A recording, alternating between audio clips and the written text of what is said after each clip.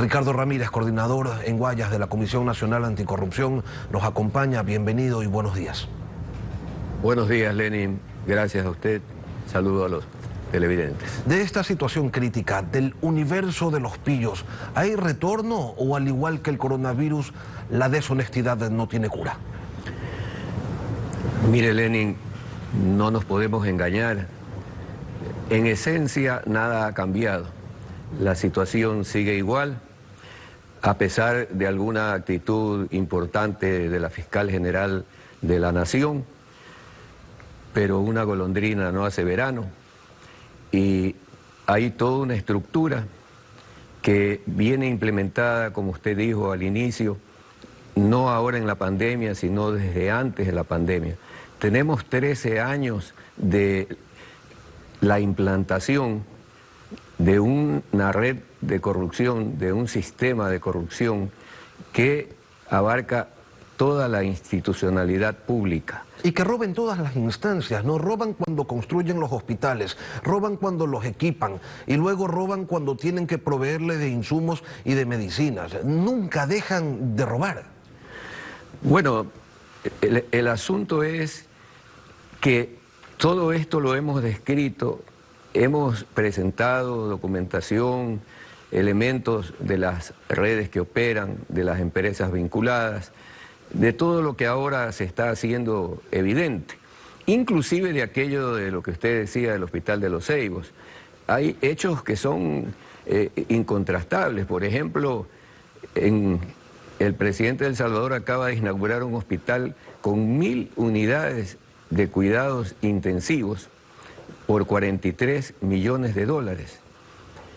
Solo de cuidados intensivos 1000 unidades, además del resto de áreas. Y aquí el Hospital de los Ceibos, que nos dijeron que tenía 650 camas que hasta ahora no funcionan, nos lo pasaron por más de $140 millones. Entonces, en el país, como usted decía, se ha hecho de todo, pero el asunto no termina allí. Es que nosotros hemos dicho varias veces, y lo ratifico, hay que seguir el hilo de la corrupción, la vía de la corrupción, y como decían antes, todos los caminos llevan a Roma, pues todos los caminos de la corrupción llevan a Quito. Y llegan pasando por la Asamblea Legislativa, por la Prefectura, por la Alcaldía, llegan cruzando la Plaza Grande hasta Carondelet. Se acaba de develar por un periodismo de investigación que no solamente hubo, así como arroz verde y arroz moreno, ha habido un departamento de lujo verde en el Swiss Hotel, pero también ha habido un departamento moreno en el Hilton Colón, donde consta que funcionarios designados por el presidente de la República se reunían con el ahora detenido Daniel Salcedo.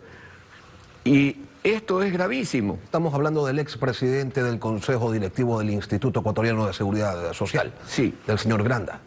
Precisamente, pero el asunto que todos nos preguntamos, o que deberíamos preguntarnos, ¿quién designó a ellos? ¿Quién designó a Granda? ¿Quién ha designado a Guate, que debería ser no solo destituido, sino que no debió haber sido posesionado?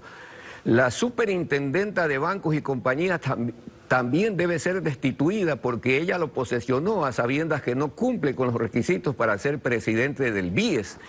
Está demostrado, no tiene título que lo habilite, no tiene perfil de idoneidad. Y entonces, todo esto que está sucediendo, donde hay un gran aparato de detenciones y, como decía, la fiscal hace un gran esfuerzo, pero no todos caminan a su mismo paso. Ahora, Ricardo, la Comisión Nacional Anticorrupción ha señalado que va a proponer una plataforma de 3 temas. Vamos por el primero, que consiste en definir un sistema nacional anticorrupción. ¿Cuáles son los cambios que se requieren? Bien, la comisión se sustenta en el hecho de que antes había controles previos a todos los procesos de contratación, durante el proceso y después. Eso fue suprimido en la época de Correa. Se ha recuperado una parte de la capacidad de la Contraloría de intervenir, pero aún no hay el control previo. Por otro lado, debe de afinarse todo lo que significa el CERCOP, porque el CERCOP no ha podido o no ha querido detectar todos estos turbios contratos que burlaban el sistema de compras, que burlaban la supuesta puja de subasta inversa, y ha tenido que ser la Comisión Anticorrupción y algunos sectores del periodismo de investigación quienes lo señalen. Adicionalmente, están en deuda con el país y tiene, por lo tanto, que constituirse un comité anticorrupción que integre Procuraduría, Fiscalía, Contraloría y la UAFE. La UAFE está en deuda con la conciencia nacional porque hasta ahora no nos entrega un solo caso de enriquecimiento ilícito.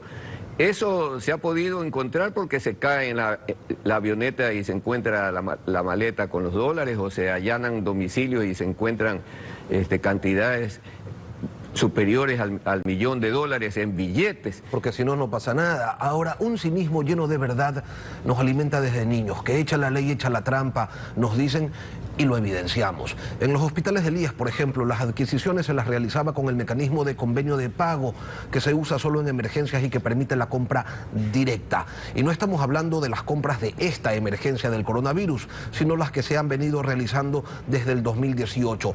¿Dónde están entonces los controles de la Contraloría, del CERCOP? Si no es como usted dice, por el periodismo y la Comisión Anticorrupción, la gente no se entera de nada. Precisamente estamos, como decía, exigiendo que haya una acción correcta y que no nos desviemos de los puntos claves.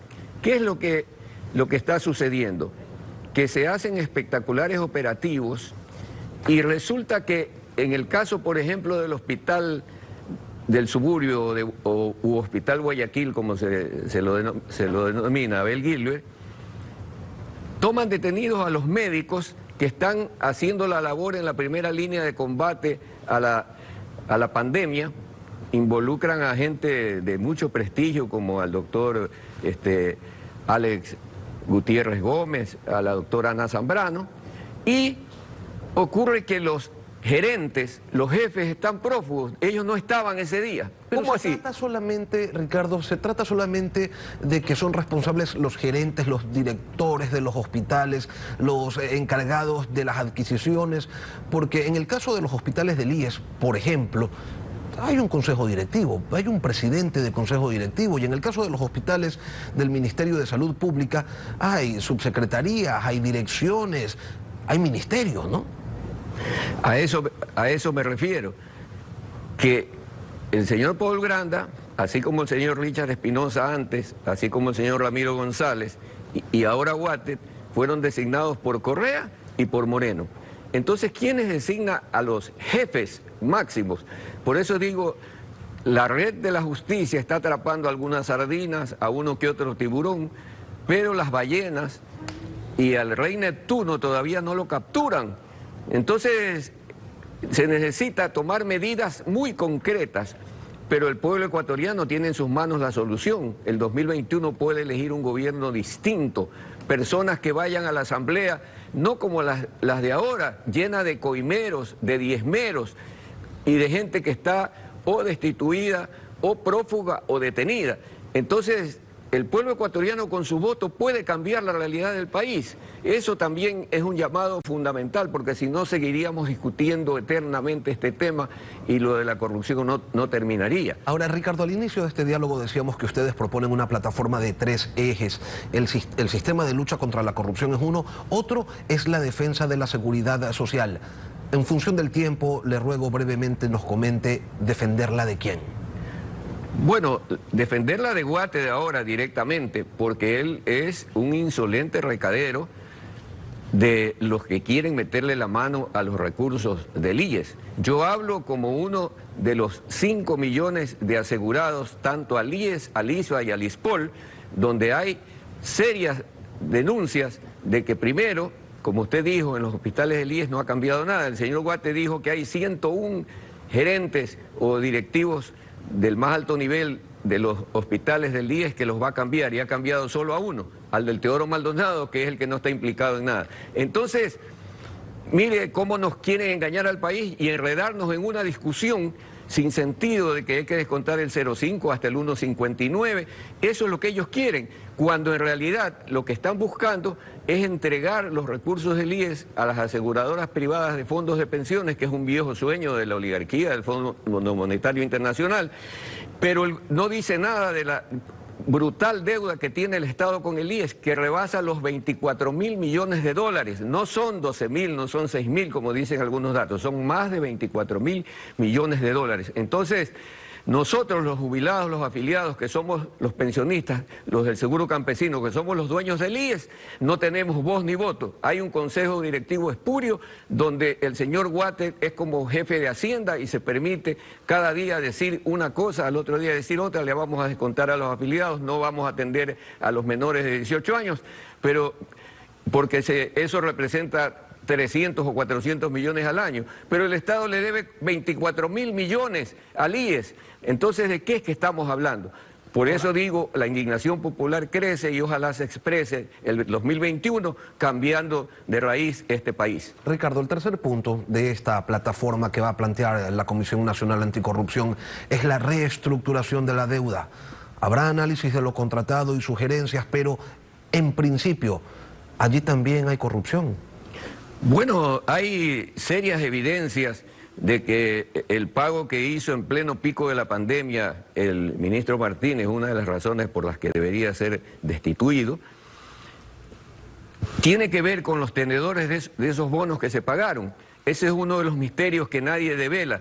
No sé si la OAFE tiene la capacidad de investigar quiénes son, de pedir ayuda a Panamá, a donde dice que están las financieras que manejan esos bonos, para saber quiénes son los dueños de los bonos, porque se ha dicho que hay gente del país vinculada a eso. Entonces, si es que no hay una decisión de actuar como debe ser, inclusive patrióticamente, no pagan un centavo al IES, pero sí están preocupados de pagar la deuda externa. No han pagado desde octubre del año pasado hasta junio de este año, no han pagado nada del 40% de las pensiones jubilares, pero el señor Martínez sí está preocupado de pagar la famosa deuda. Miren Argentina, ellos los han amenazado de que van a caer en default y no sé cuánto, y el presidente de alguna manera, en forma digna, les ha dicho a los prestamistas y a los acreedores: señores, Argentina no puede pagar más de lo que les estamos ofreciendo, y no les podemos pagar sino hasta después de 5 años. El Ecuador puede declarar una moratoria, pero se necesita un gobierno patriótico distinto a los que hemos tenido en estos últimos 13 años. Ricardo Ramírez, coordinador de la Comisión Nacional Anticorrupción, gracias por venir a Contacto Directo.